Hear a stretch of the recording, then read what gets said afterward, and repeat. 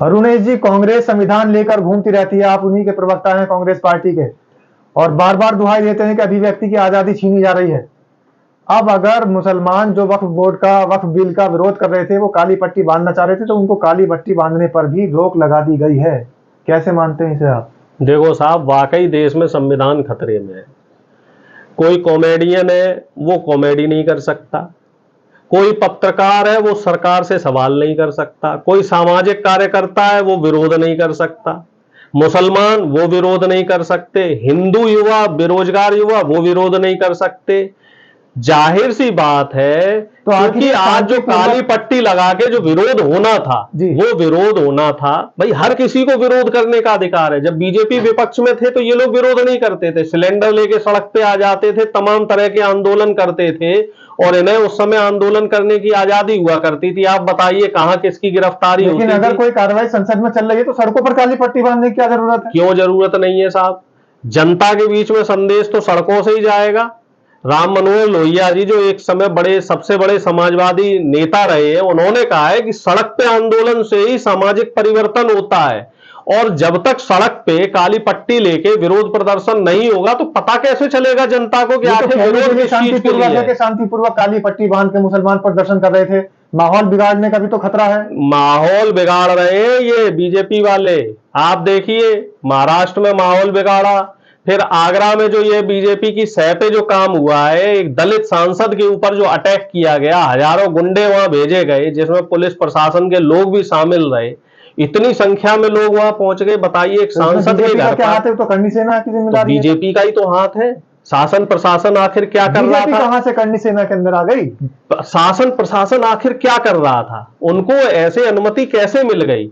कहां इंटेलिजेंस एजेंसियां गई? सीआईडी कहां चली गई? आईबी कहां चला गया? शासन प्रशासन की ढिलाई थी। नहीं तो हमें बताइए, 10 आदमी नहीं खड़ा हो सकता अगर पुलिस चाहे तो? सरकारी संगठन समाज सुधारक का काम कर रहा है और अनर्गल बयानबाजी करने वाले सदस्य के घर पर पहुंच जाता है उसे जवाब मांगने, तो इसमें दिक्कत क्या है? जवाब मांग रहे थे साहब, जवाब मांग रहे थे। प्रवक्ता पत्रकार महोदय, आप कैसी बात कर रहे हो? हमें लग रहा है आपने भी जो है भक्ति का चश्मा पहन लिया है। एक वीडियो चल रहा है आजकल भक्ति की चश्मा वाला, उस चश्मे को आप उतारिए। विरोध प्रदर्शन करना वो एक अलग चीज है, वहां वो तोड़ फोड़ कर रहे थे, जान से मारने की धमकी दे रहे थे। हिंदू युवा वाहिनी है, ऐसे संगठन समाज सुधारक का काम कर रहे हैं। देखिए, कोर्ट है, पुलिस है, आप जाके एफआईआर कीजिए, कानूनी कार्रवाई कीजिए। अगर सांसद ने कोई गलत बयानबाजी की है, अगर मान लीजिए रामजी लाल सुमन ने गलत बयानबाजी की है, तो इनके खिलाफ आपने विरोध प्रदर्शन कर दिया, क्योंकि पहली बात तो दलित है, सांसद है, दूसरा विरोधी दल के हैं।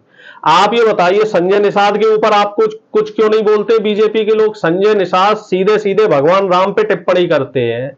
जो ओम प्रकाश राजभर हैं, जो इनके घटक दल के नेता हैं, वो सीधे सीधे रामायण को काल्पनिक ग्रंथ बताते हैं और अभद्र टिप्पणियां करते हैं, तो उनके खिलाफ कोई कार्रवाई कीजिए। जदयू के तमाम जो नेता हैं वो हमारे धार्मिक टिप्पणियां, इस तरीके की अनर्गल टिप्पणियां करते रहते हैं, आप उनके खिलाफ कार्रवाई कीजिए।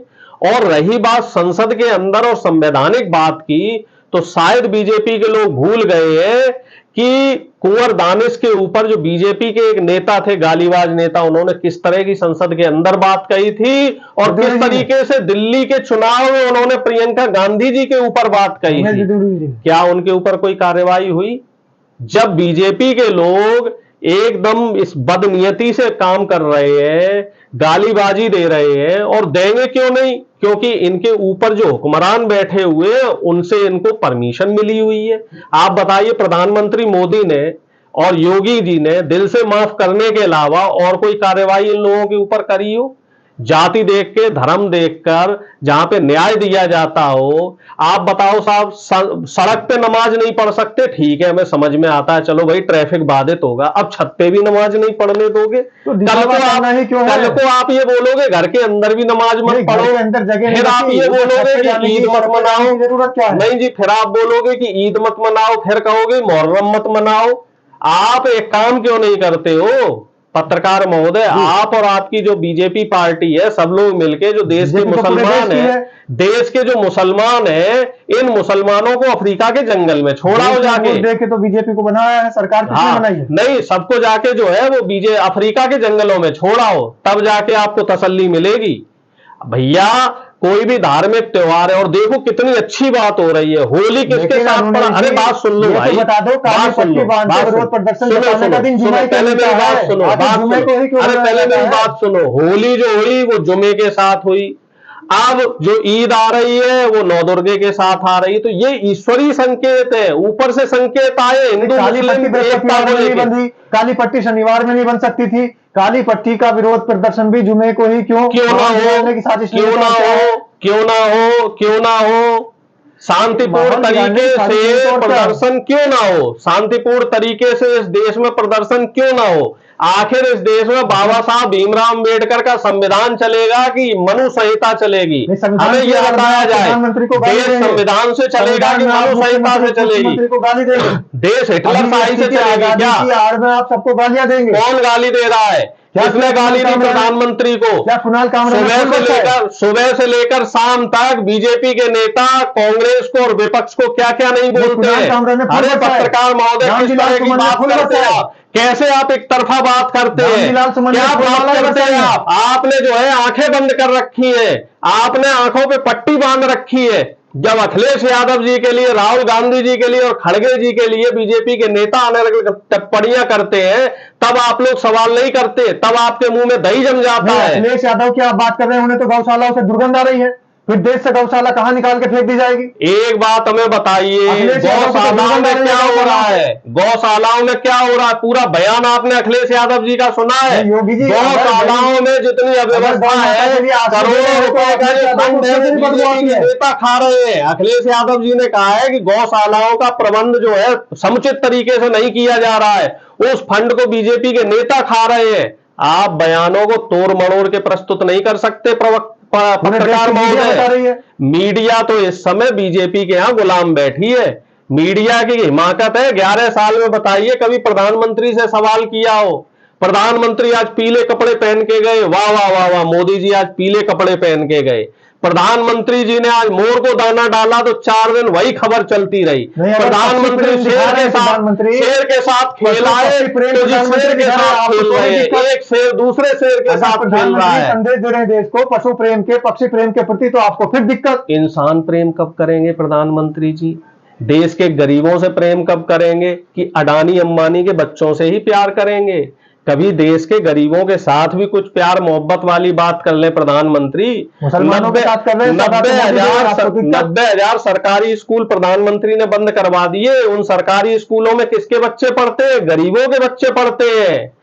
अस्पतालों की हालत आप देख रहे हो, अस्पतालों में दवाएं नहीं है। उन सरकारी अस्पतालों में किनके बुजुर्गों का इलाज होता है? गरीबों के बुजुर्गों का इलाज होता है।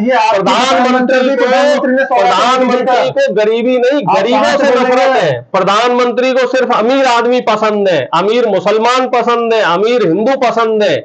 गरीब हिंदू से, गरीब मुसलमान से प्रधानमंत्री को सख्त नफरत है, गरीबी से सख्त नफरत है। 32 लाख जिनको सौगातें मोदी दी जा रही है, सब गरीब हैं, गरीब अल्पसंख्यक हैं। अरे हमने आपसे क्या कहा श्रीमान जी? सौगातें होली दे दो, सौगातें नवरात्रि भी दे दो।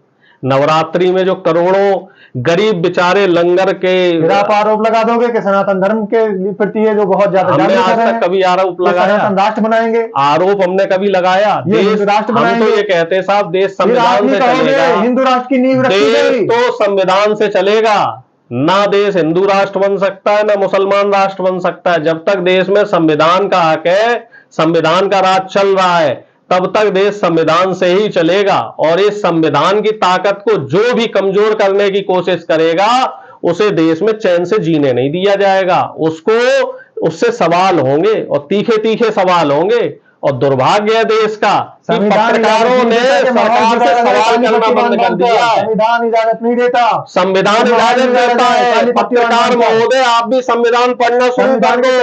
पत्रकार महोदय, बीजेपी से जो आई हुई स्क्रिप्ट है उसको पढ़ना बंद कर दो और संविधान को पढ़ना शुरू कर दो। यही तो देश का दुर्भाग्य है कि आप जैसे पत्रकारों ने सरकार से सवाल करना बंद कर दिया। यही तो देश का दुर्भाग्य है। मेरे घर में पास नहीं हुआ, सदन से पास हो गया है, और सदन संविधान के तहत बीजेपी का एजेंडा है। अब बीजेपी का एजेंडा, ये भी बीजेपी का एजेंडा है। जो बफ बिल लेके आई है, कभी बेरोजगारी बिल लेके आई है बीजेपी, कभी भ्रष्टाचार निरोधक बिल लेके आई है बीजेपी, किसानों की जो एमएसपी का कानून देना था, वो कानून लेके आई बीजेपी, 5 साल हो गए श्रीमान जी, अब किसानों का बोलने को राजी नहीं है। 370 हटा दी, राम मंदिर बना किसे दिया, फायदा मिला? अग्निवीर योजना चला दी, किसे फायदा मिला? आप कह रहे हैं काम गिनाओ, किसे बहुत सारे फायदा काम मिला? है। किसे फायदा मिला बताओ? ये जो तीनों योजनाएं आपने बताई है, इससे किसे फायदा मिला? देश की जनता को तो फायदा नहीं मिला, बीजेपी को फायदा भले ही मिला हो। बीजेपी देश नहीं है, बीजेपी के नेता पूरा देश नहीं है। देश की जनता की बेहतरी के लिए राम मंदिर प्रधानमंत्री अभी ने क्या झांकी है, कहा? मथुरा काशी बाकी है, अभी काम तो और होंगे। हाँ, रोजगार मत देना, नौकरियां मत देना युवाओं को, किसानों को एमएसपी मत दे देना, महिलाओं की सुरक्षा की सुनिश्चिति मत कर देना, भ्रष्टाचार खत्म मत कर देना। राम, कृष्ण और नानक, इन्हीं में फंसाए रहना देश की जनता को। देश की जनता सवाल ना कर पाए तो धर्म की तरफ मोड़ दो। अरे धर्म आस्था का विषय है, उसको आस्था तक रहने दो, धर्म का चलिए, आपने धंधा अपनी करना बात रख बंद दी। करो।